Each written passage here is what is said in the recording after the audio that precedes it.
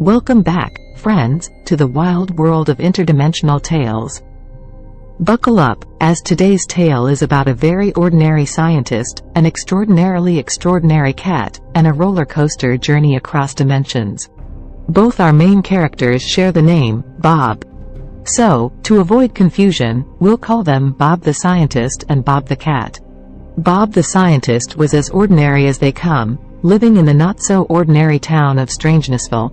He was always busy in his lab, working on his latest quantum physics experiment. The lab was home to a peculiar contraption.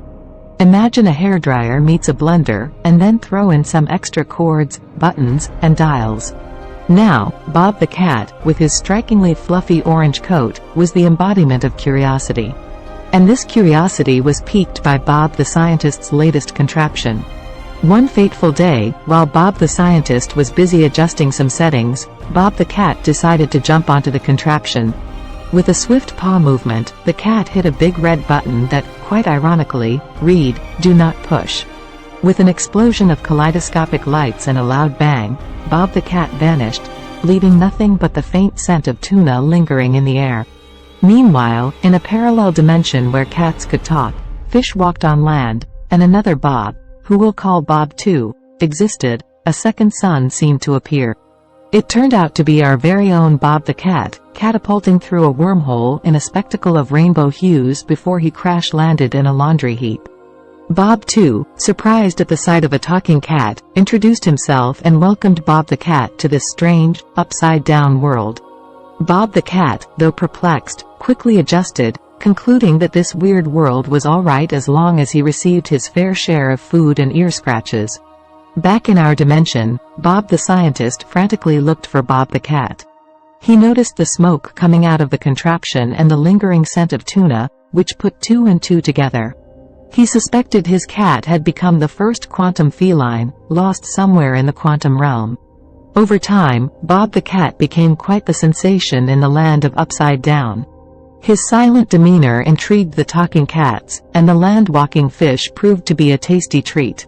Still, he missed his human and his daily dose of ear scratches. While Bob the Scientist was pondering his predicament, he suddenly heard a faint meow resonating from the contraption. This breakthrough led him to the realization that his contraption was not just a quantum teleporter but also an interdimensional communicator. Elated, he called out to Bob the Cat, and to his surprise, received a reply. Bob the Cat requested a quick rescue, mentioning that he had become a minor celebrity and was running out of ink for autographs. Meanwhile, in the land of Upside Down, the fame was getting to Bob the Cat. He was bored of the constant parades and parties thrown in his honor.